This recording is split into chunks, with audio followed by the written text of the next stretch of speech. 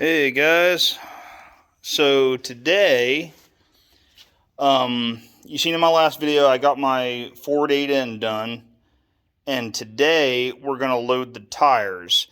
Now, I said in my last video, I was going to go to a local tractor shop just down the road from Cambridge and Caldwell. They were going to load the tires up with rim guard beet juice. However, the more I thought about it, the more I realized this tractor weighs, full of fluid, with no implement on it, 2,700 pounds and change, if I'm not mistaken. So beet juice is 11 pounds a gallon, and they would put the recommended gallon for that tire, which is 35. And 800 and some pounds in the back, or 770, I think it was. That's just, there's no need for that much weight. So, trying to avoid robbing it of all horsepower, I went ahead and got a deal on a lot of negative 20 degree washer fluid that Rural King here in Cambridge was having a sale on, so I snagged 12 cases of it. I got 70 gallons of it.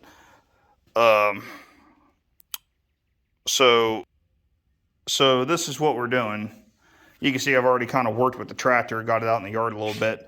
I skipped all the other steps. I have the tractor jacked up on jack stands safely, both tires. The tractor's in gear, so when I'm done, all I got to do is move the tire and start on the other side. See, the other side, the valve's on the inside of the rim, whereas on this side, it's on the outside of the rim. This is what we're going to do here. I already have it at, I got to move it a little bit more, but it's going to be at 12 o'clock right there. And this is the only tire I'm going to show you because it's the exact same for the other tire. So, I got a bucket here, and I have a submersible water pump. It is a Drummond. It's from Harbor Freight. I think I paid about 60 bucks for it. I bought it about 3 or 4 years ago. I used it to load the tires on my riding lawnmower because I live on a hill, so I needed to load them. And I got a 5-gallon bucket there, and I'm going to plug it in right there. Now, how I loaded my lawnmower tires before was I have this, I think it's a 5 or a 6 foot hose, this hose section, and then I have this adapter on it.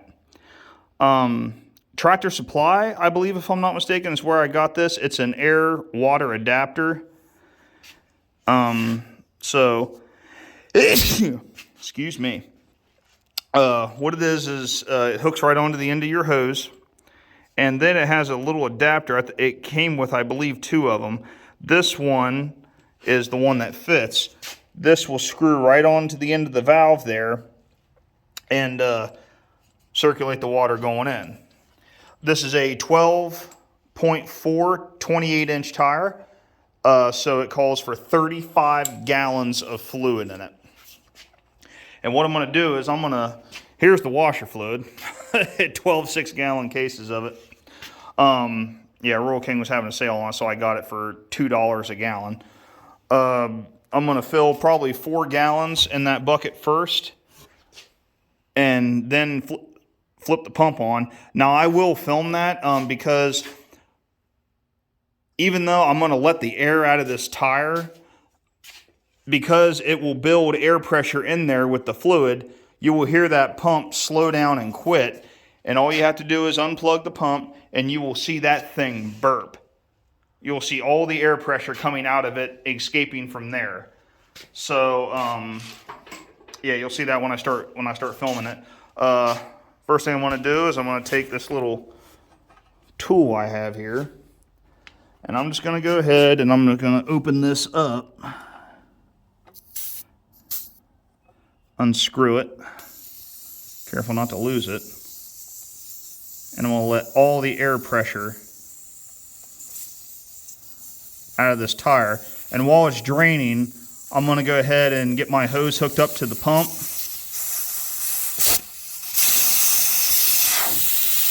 Go ahead and get my hose hooked up to the pump there and get some fluid in it.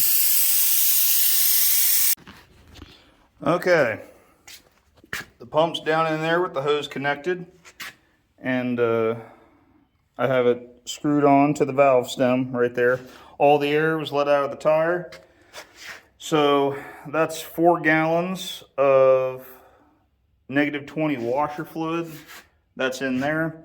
Can only put 4 in because the pump takes up the other part that would hold 5. So what I'm going to do now is I'm just going to plug it in. And this thing pumps pretty fast, so I don't know. I may have to stop filming real quick and fill it back up again, but here we go.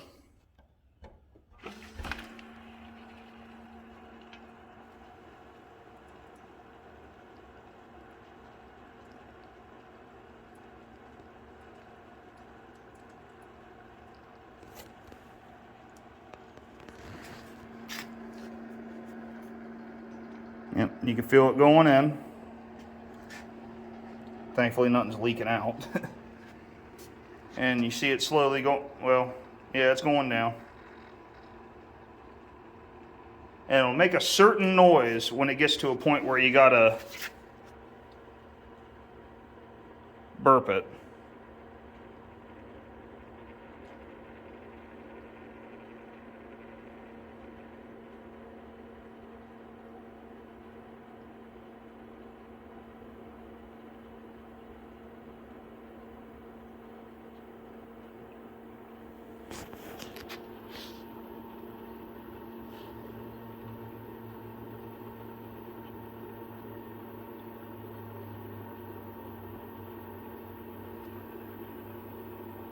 Alright. I don't know how many times I want to have to do that, but I'm just going to show you what I mean by that. I'm going to go ahead and unplug it. See, there it goes.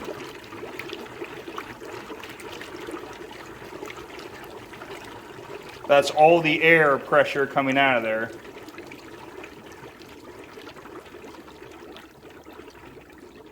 Looks like a little hot tub.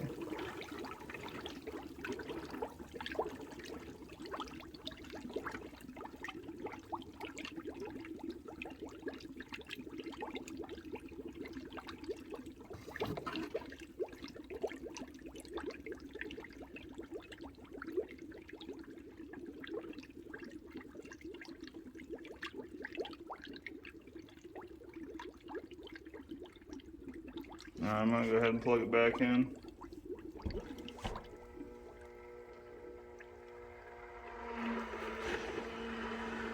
There we go. You see how far that's how fast that's going down. That's basically what it does, guys. That's all I'm going to film for this part.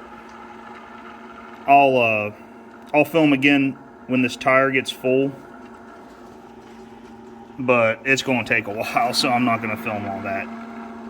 But that's basically what it is. Like I said, this submersible pump, there's many different brands. This one came from Harbor Freight. It was about 50-60 bucks. So yeah, I'm going to go ahead and keep shuffling in the washer fluid to fill this tire. Okay. Tip. If you got to go in the house to do something after you finish that up, do not leave that hose out on the floor, because you'll end up with this. I'm going to have to get the squeegee and clean that up. But, yeah, so I got about 34 pounds or 34 gallons in there. So what I'm going to do now is I have a tire pressure gauge. And I'm going to get my air compressor out, and I'm going to put about 20 pounds of pressure in there just to even everything out. And I'm not going to film me doing that. You guys probably know how to do that. So, yeah, that's how you do it. And I'm going to do the exact same thing on the other side, so I'm not going to film it. So, I got to get this mess cleaned up.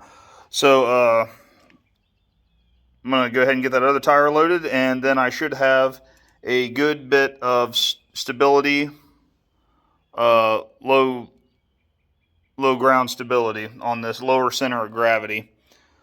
And I'm going to go ahead and get this other side done, and I'll just see you guys in the next project. See ya.